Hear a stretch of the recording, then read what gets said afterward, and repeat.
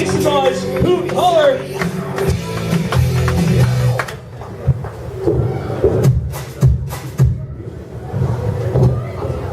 Oh, St. Louis. Hey, how's everybody doing tonight? Ooh, pretty lethargic. Something I really don't care. So, before I started writing this particular set, I sat down at my computer, thought to myself, okay, I'm gonna pump out something awesome. So I'm a comedic genius.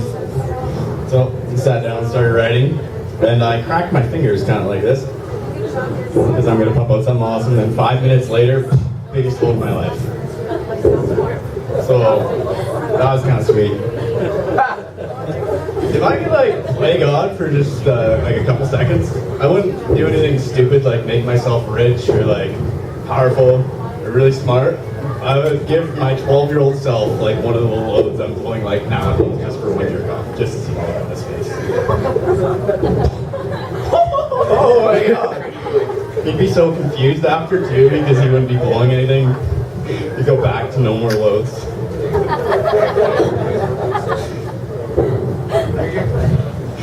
So I stopped going to the bar recently. I was spending way too much money on alcohol and in the name of getting laid, like $40, $50, $60, $70, $80 a night. After 3 or 4 nights not getting laid, a hooker really starts seeming like a better investment.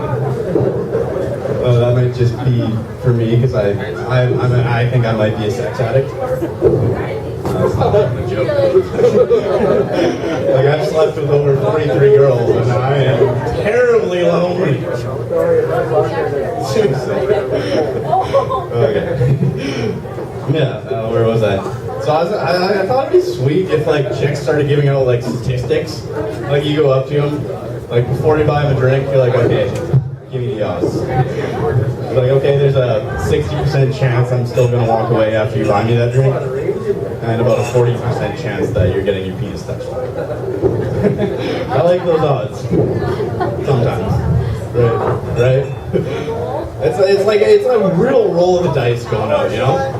Because it's you're spending all this money just in the name of getting laid, and more often than not you don't get laid. And what if two snake eyes not get laid tonight?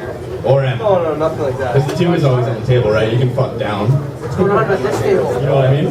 You can always pick up girls that Fucking are, comedy is. you know, That's fucking hilarious. So I got another comedian. Yeah, we do. You guys have a seat. I heard that guy's giving acupuncture with his needle dick out the street. In the back. In the back. Go back. My knee is really sore. Yeah. So, where was I? I was probably talking about my cocks. All that being said, if I fuck up tonight, I expect to be comforted. I have a plethora of hot girls waiting for me when I get off stage. All belting out confidence, boosting, reassuring, self-assuring, sexually ambiguous innuendos. It happens to lots of guys. You'll do better next time. Size is a big deal. It's not that uncommon. Whoa! Patronizing me at a time like this, I just blew it prematurely in front of 15 people. The only thing that would possibly make me feel better in this situation is you blew me in front of 15 people. Or in my car, or the bathroom, or the dumpster behind Wendy's. Anywhere really, blowjobs are just awesome. You heard this, all this distracted driving mumbo jumbo? You can't eat in your car anymore, you can't talk on your phone or text or any of that stuff. If they really wanted to cut down on distracted driving, they would start taxing, maybe put an insurance on Lululemons or something, you know? So if I had a nickel for every time I almost veered off the road because of a nice ass and some booty shorts or a pair of Lululemons, I would have enough to buy a pair of Lululemons. Those are expensive pants. No fucking around. Exactly. So I was thinking what if you had to, if your ass was nice enough, you go into the ass inspector, it's okay, yeah, it's gonna cost a pretty penny to insure that thing. Yeah, that's gonna cost a lot of trouble. Nice form, yeah, so $500 a month. I'm coming down. Yeah. I crashed my car, and the girl doesn't get the insurance. What do you do then? It's like, shit. It's okay, I know of a good... We can work something out. I know there's a dumpster behind Wendy's around here. That's really awesome. Next time I do this Jaeger bomb, I'll pull my tent so you can follow me through my venom. I hope that happens. Put me in office. Started cheering all sorts of asses. Like that one over there? $50 a month. Do it. That one? 20. She doesn't know what we're talking about.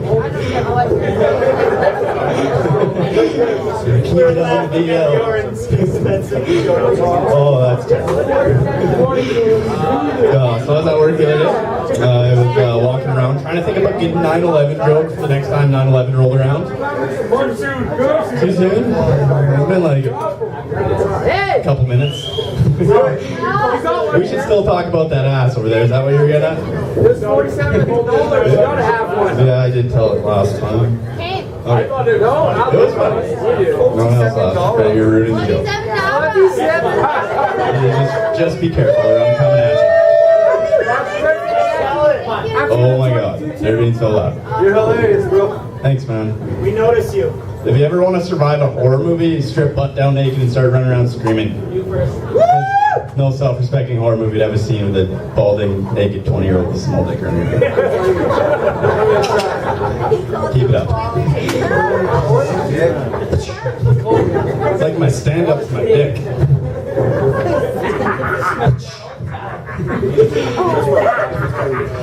Anyway, walking around work, trying to think of a good 9/11 joke for the next time 9/11 rolled around.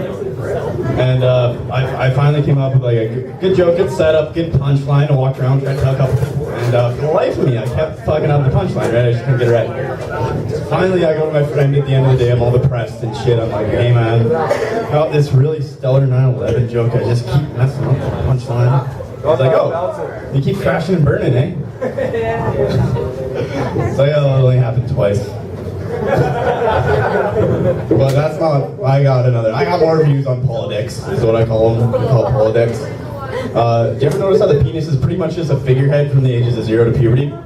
Like, it doesn't really factor into the decision-making process, but if it gets pissed or angry, it can really embarrass you. And then when you hit 13, it's like Bush takes over, it's all about Bush. You start like wanting to invade sovereign nations and pillage them for their natural resources. All the while maintaining the facade that you really just want to be friends and like get to know them and like free them from that evil dictator they're with. And then it just becomes about like, you know, coming up with an excuse to pull out and not really look like an asshole. Alright, that's my time everybody. I'll be up a little bit later. Keep that applause going for Josh, everybody.